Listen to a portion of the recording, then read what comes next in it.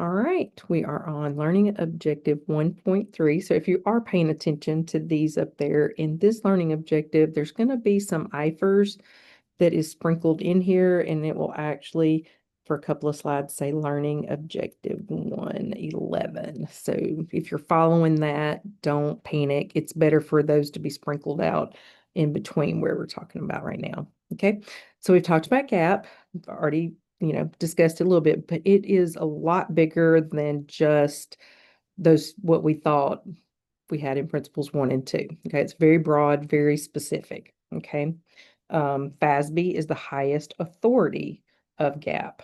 Okay, and FASB is what is still in effect today. And so the FASB is actually older than I am. I was born in 1975 and it was birthed in 1973. Okay. So our first organization, they have a little bit more about this on the next. No, maybe not. So the CAP, this was around for 21 years. That is Committee on Accounting Procedures. And then we had the APB, which was around for about 14 years, and that is the Accounting Procedures Board. So basically, these started as a knee-jerk reaction after the Great Depression. Okay, decided we needed more standards because corporations can sell stock to the investing public. And so now there's more oversight than it used to be. But these were more like, oh, we see a problem, let's make a rule.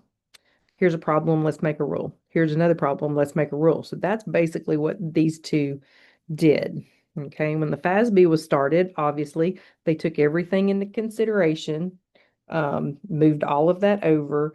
But I think the reason FASB has been so successful is because it didn't just go in there and make rules as reactions. Okay, they developed a conceptual framework, which we will look at. In that conceptual framework, it sort of gives all those different things. We talked about the entity concept, the disclosures, matching principle. There's all of those things that is within that conceptual framework. So if there is something new that pops up, we don't necessarily have to make another rule about it. We can look to the conceptual framework and we can say, hey, this is what the framework says. This is its guide.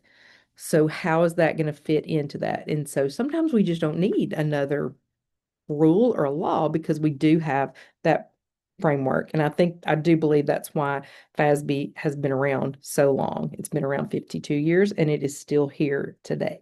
Okay. It is the highest authority of GAP. There is more than just FASB that makes up GAP.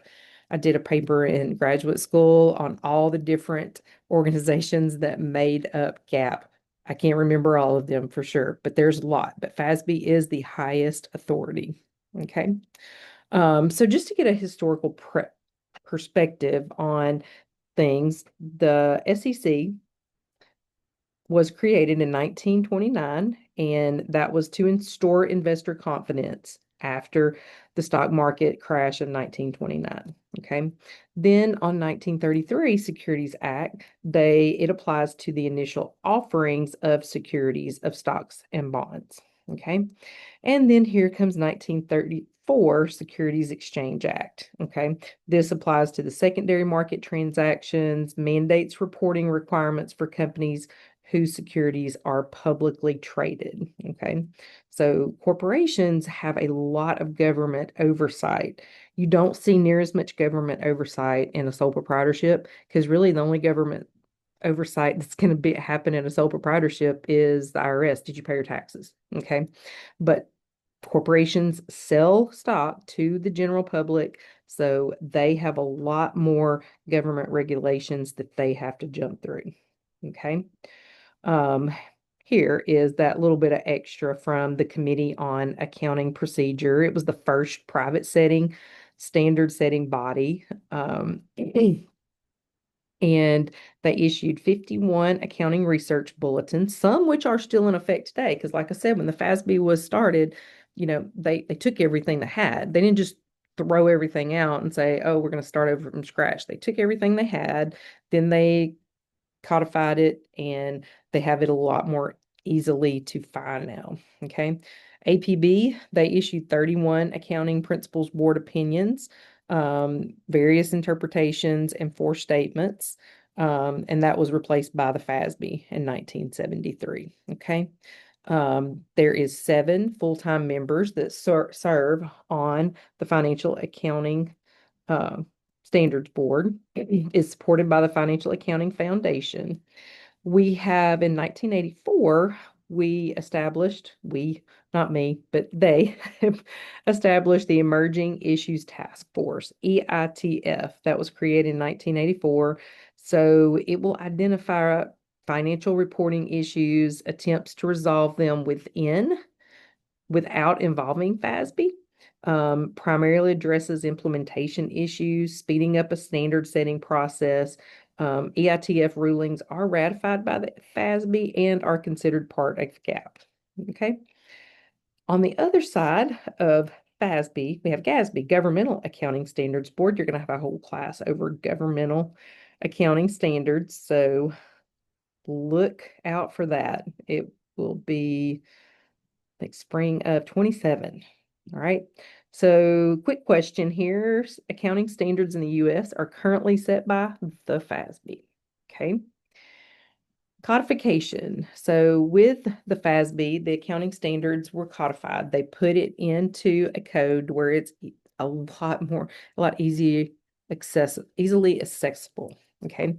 So then we have the accounting standards update. This is any new standard issues by the FASB. And we could go to the FASB website. I don't know why my tongue's getting twisted. Sorry. We can go to that. Here is the standard setting topics. So they are numbered: general principles 1 through 199, presentation 2 through 299, assets, liabilities, equity, revenues, expenses, broad transactions, and then industry. Okay. So it kind of helps now. I'm not sure about the CPA exam right now. I know when I took it 5+ years ago, they had a section that you actually had to go into the code and you had to find what the numbers were for a specific topic. And I do remember every time I did a practice problem like this, I never got it right. But then when I actually took the CPA exam, I felt so confident that I got those right because like it was very specific and I did find them. I felt much better about it when I took the test and I guess I passed. So I guess that was good. Okay. I know this is not international accounting, but it does affect the FASB, GAAP, and all U.S. companies because all U.S. companies have the option to pick IFRS or GAAP. Okay.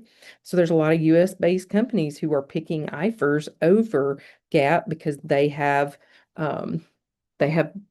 businesses in other countries in addition to here in the US. Okay.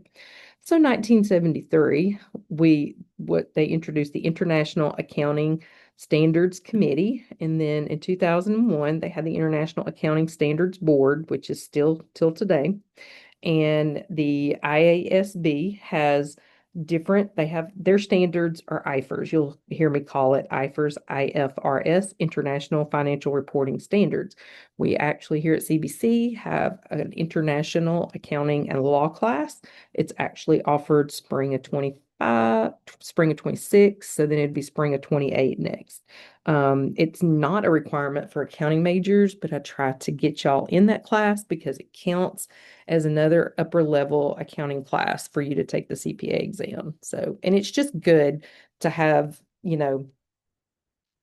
another framework. And so outside of GAAP and IFRS, that's pretty much all there is. Okay. There's really not much other, everything else would be governmental standards for whatever government it is. Okay. So just a few comparisons. I'm not going to look at all of these, but the regulatory oversight provided for GAAP is the SEC. The IFRS, it is a monitoring board. And then the foundation providing oversight, appointing members, raising fund, that's the Financial Accounting Foundations for US GAAP. And then it is IFRS Foundation. You can kind of see some similarities in those. And so We come down here, group to deal with emerging issues. We have the EITF, has approximately 15 members for US GAAP, and then we have IFRS Interpretations Committee, and that has 14 members. Okay. So yeah, so there's, if you see some of these learning objectives are that international. Okay. So 2001, the IASB revised many of the international accounting standards. And so there, a lot of those have been updated. So all we really do, you're learning GAAP accounting here. When we move over to international accounting, we're going to study the differences because you should already know GAAP and they're the same. If there's not an exception, then they are just the same. Okay. More countries are basing their accounting on IFRS. I have predicted a couple of times that probably in your career, you might see GAAP go away and it might just be IFRS standards. Okay. So I'm not sure. I keep predicting that. I don't think maybe in my career, but it could be. You never know. All right. Um, there are efforts to converge US and international standards. That doesn't look like it's going to be achieved in the foreseeable future. There is a couple of things that, man, the US stands by and IFRS like digs they've dug their heels in and they're going to die on that hill. One in particular is LIFO. Last in, first out. IFRS does not like LIFO. They do not like it. US GAAP is the only one that uses LIFO. IFRS requires your inventory method to match exactly how your inventory flows. So remember, the flow of the goods and the dollar flow of the goods didn't have to be the same underneath GAAP. Well, that's something both entities are kind of, there's differences and I don't see it changing anytime soon. So, all right, we have emergence of the ESG standards. This is coming up quite frequently now. I think I mentioned in the last video, this is the first textbook that really started talking about environmental, social, and governance. Okay, so there's a lot of these that are looking at, carbon disclosure project, climate control, all of these different things, United Nations Global Compact. Okay, I will leave off here and I will see you in the next video.